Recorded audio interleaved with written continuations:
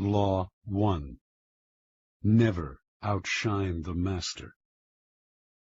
Judgment. Always make those above you feel comfortably superior. In your desire to please and impress them, do not go too far in displaying your talents, or you might accomplish the opposite, inspire fear and insecurity.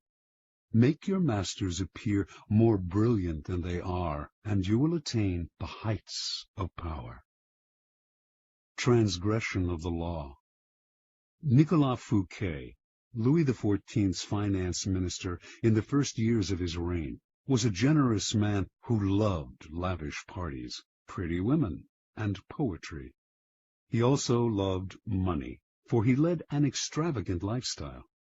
Fouquet was clever and very much indispensable to the king. So, when the prime minister, Jules Mazarin, died in 1661, the finance minister expected to be named the successor. Instead, the king decided to abolish the position. This and other signs made Fouquet suspect that he was falling out of favor, and so he decided to ingratiate himself with the king by staging the most spectacular party the world had ever seen. The party's ostensible purpose would be to commemorate the completion of Fouquet's chateau, Vaux-le-Vicomte, but its real function was to pay tribute to the king, the guest of honor. The most brilliant nobility of Europe, and some of the greatest minds of the time, La Fontaine, La Rochefoucauld, Madame de Sévigné, attended the party. Molière wrote a play for the occasion in which he himself was to perform at the evening's conclusion. The party began with a lavish 7-course dinner featuring foods from the Orient never before tasted in France, as well as new dishes created especially for the night. The meal was accompanied with music commissioned by Fouquet to honor the king. After dinner, there was a promenade through the chateau's gardens. The grounds and fountains of Vaux-le-Vicomte were to be the inspiration for Versailles. Fouquet personally accompanied the young king through the geometrically aligned arrangements of shrubbery and flower beds. Arriving at the garden's canals, they witnessed a fireworks display which was followed by the performance of Molière's play. The party ran well into the night, and everyone agreed it was the most amazing affair they had ever attended. The next day, Fouquet was arrested by the king's head musketeer, D'Artagnan. 3 months later, he went on trial for stealing from the country's treasury. Actually, most of the stealing he was accused of he had done on the king's behalf and with the king's permission. Fouquet was found guilty and sent to the most isolated prison in France, high in the Pyrenees Mountains, where he spent the last 20 years of his life in solitary confinement. Interpretation. Louis XIV, the Sun King, was a proud and arrogant man who wanted to be the center of attention at all times. He could not countenance being outdone in lavishness by anyone, and certainly not his finance minister. To succeed Fouquet, Louis chose Jean-Baptiste Colbert, a man famous for his parsimony and for giving the dullest parties in Paris. Colbert made sure that any money liberated from the treasury went straight into Louis's hands. With the money, Louis built a palace even more magnificent than Fouquet's, the glorious Palace of Versailles. He used the same architects, decorators, and garden designer. And at Versailles, Louis hosted parties even more extravagant than the one that cost Fouquet his freedom. Let us examine the situation.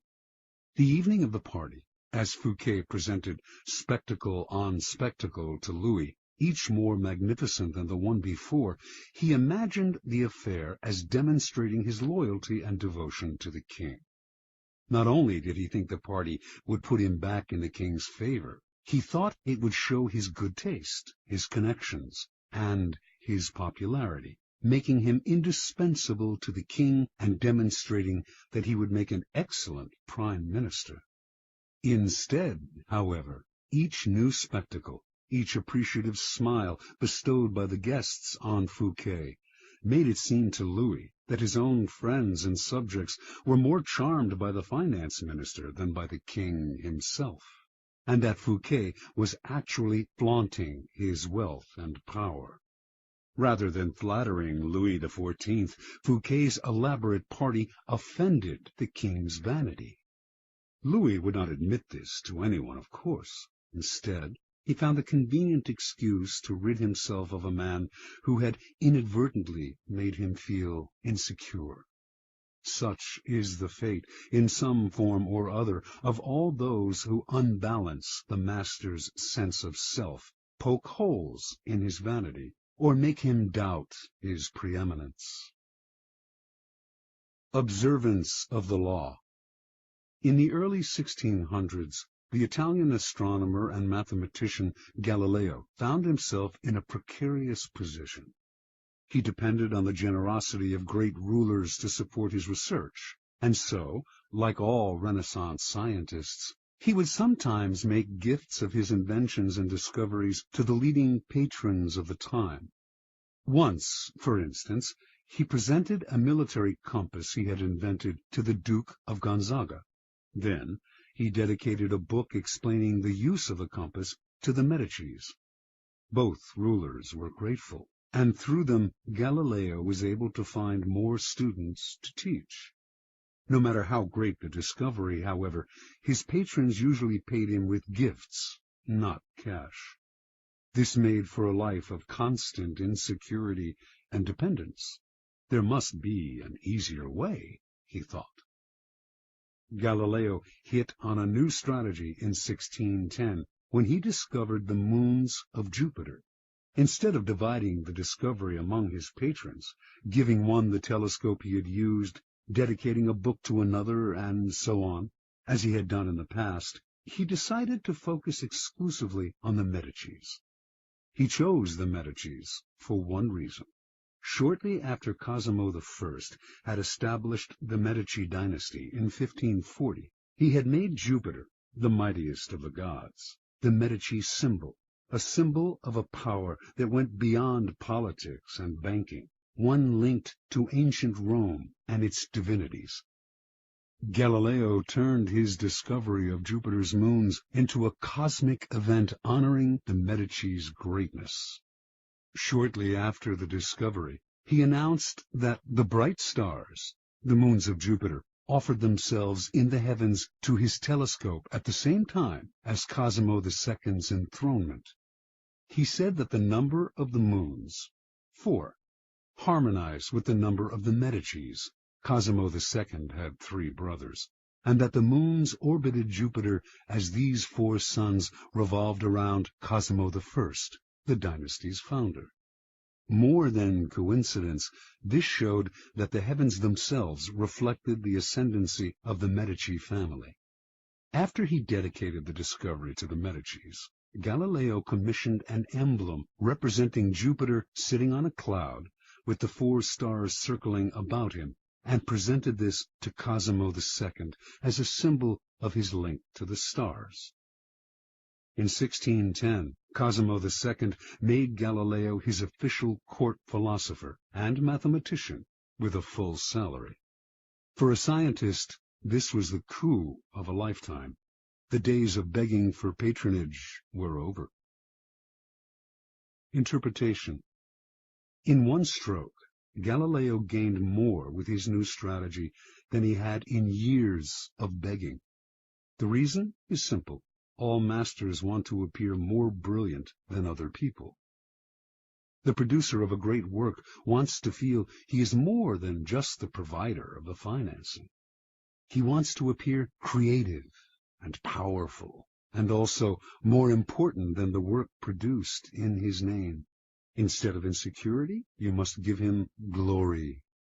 Galileo did not challenge the intellectual authority of the Medicis with his discovery, or make them feel inferior in any way.